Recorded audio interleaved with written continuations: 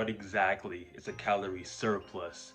To really build muscle, understanding what a surplus is going to allow you to really go about knowing what it is and actually making a right approach to actually put you on a plan towards helping you build your own physique, grow your physique, be consistent, and develop sustainable habits that are going to allow you to not only maintain a physique for the rest of your life, but be an overall confident person, overall being able to achieve your physique, right? So the calorie surplus, what it really is in simple terms, is just eating more than your body expends in a day, energy wise. Eating more calories than your body expends energy in a day. And the body expends energy throughout our day through non-physical activities, even when we're sitting down or when we're getting the jitters, or even just moving our hand and shifting our simple body parts across different locations, whether it's to grab certain objects.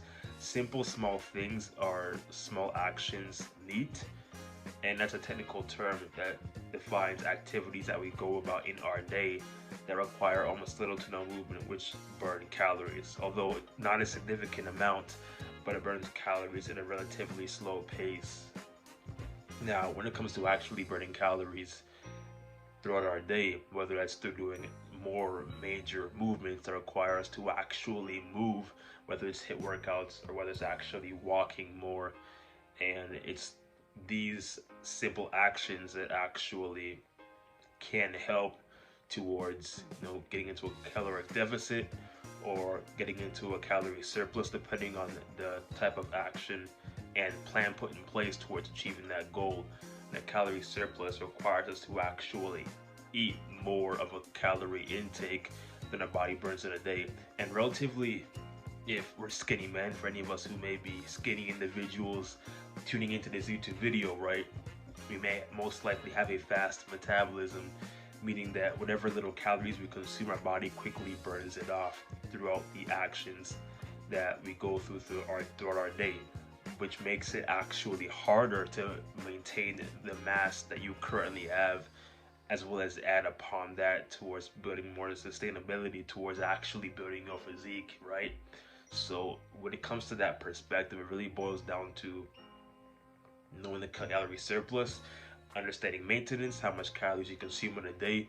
And for me, I don't even track my macros. I typically don't. I find it to be a huge waste of time, very time consuming, although it's not the fact that you can't track it yourself. If you're kind of just getting into the habits of really just understanding what it really means to actually build some progression towards a calorie surplus, to then build muscle, you want to actually start logging everything down, tracking all your information, even things that you actually eat or drink that you may not be fully conscious about. Like when you were to go to a gas station, pick up one of them Amazon drinks, there's a calorie in the back of that container that shows a certain number.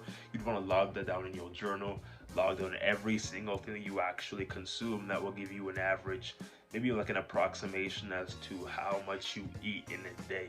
You want to take that number, that's going to be your number of how much food you consume in a day, right?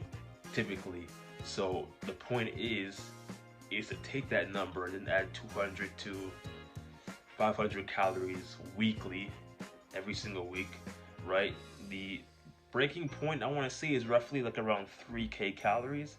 I mean, that's how much, most, I wouldn't want to say most, but a lot of people actually consume around 3K calories while going into a near calorie surplus. 2,800 to 3K, give or take, right? That's typically the range. For me, I kind of go around 2,900, 3K, although it kind of like fluctuates every day. It's not really the same thing every day. It kind of goes on 2,900, then it's 3,000 on some days. It kind of rotates, it fluctuates a little bit here and there, here and there. But the main importance behind it is to really actually get familiar with starting where you currently are at and slowly increasing your intake. So every week you are actually adding more towards your caloric intake. You're eating more, and you're doing so consistently over time, because if you're not eating as much as you need to be eating, your body's going to quickly burn off all of that extra fat as well, and it's not going to be able to actually maintain your mass, and you're going to be able to actually stay skinny, which is not the ideal thing you want to actually do. Because when you eat less food than normal, your body's going to take that food that you eat and burn it off.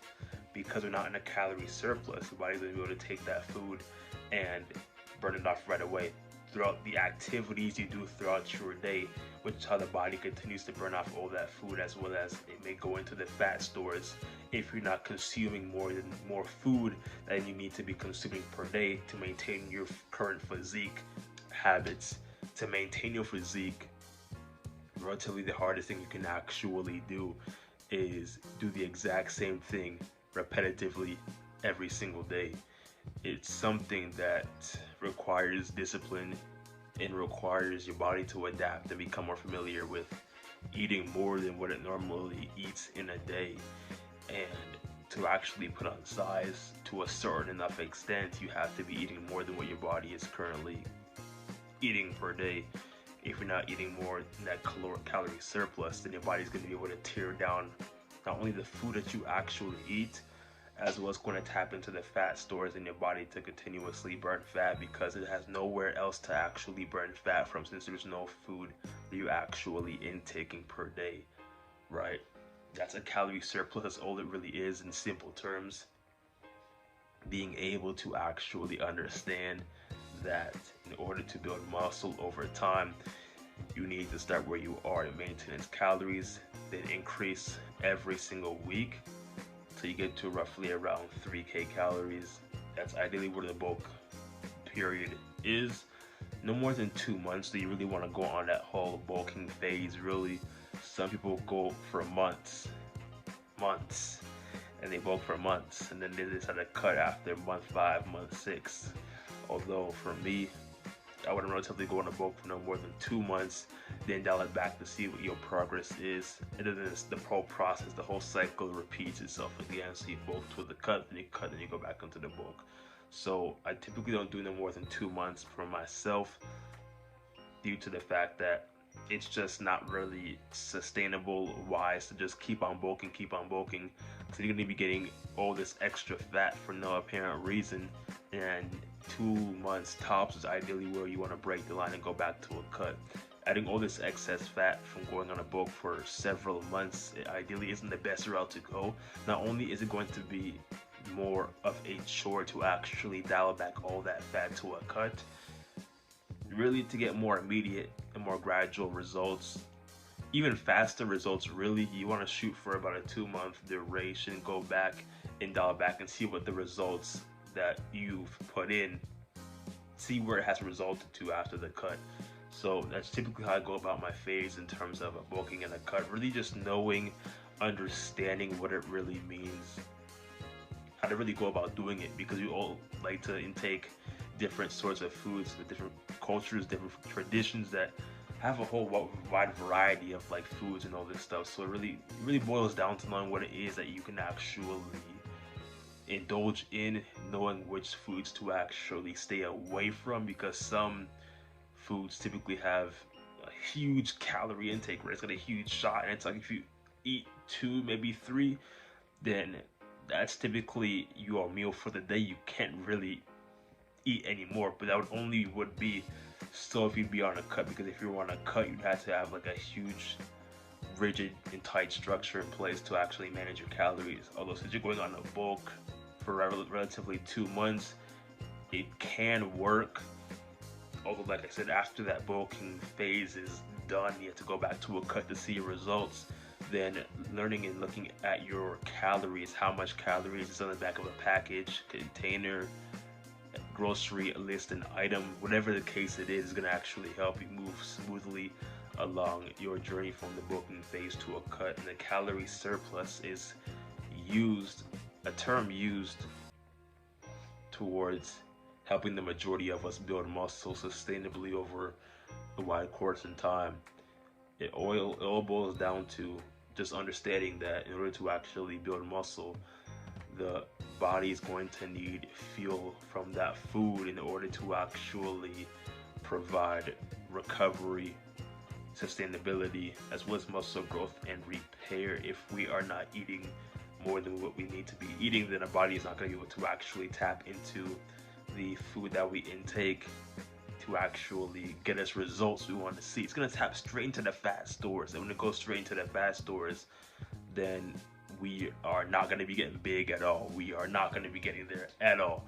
And we're going to be seeing a lot of regression, a lot of fluctuation. If you want to see less fluctuation, less regression, then making sure to really plan everything out from the top of the list to the bottom, to the foods that you need to eat daily, to the routine. All the small, simple things that need to be planned out make the world of a difference. And for me, things that I typically enjoy on a bulk, even as of a cut in itself, is tuna, sardines. There was a third one too: tuna, sardines, and salmon, and tilapia, sardines, and tuna. Those are my three go-tos. The protein count is relatively fairly high. Again, it's low in calories, high in protein, not really high in fibers. It's moderately high in carbs, so it's typically one of my three of my go-tos that I focus on every single day, really.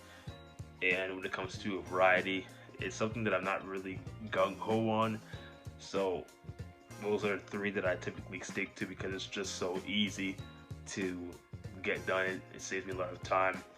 It supports my fitness goals in of itself, so it's really small, simple things that you can actually create for yourself that create massive growth, massive opportunity, and massive change. Calorie surplus, anything and everything you need to know to actually build a sustainable physique long term. That's gonna be it for this video. I'm gonna catch you all out.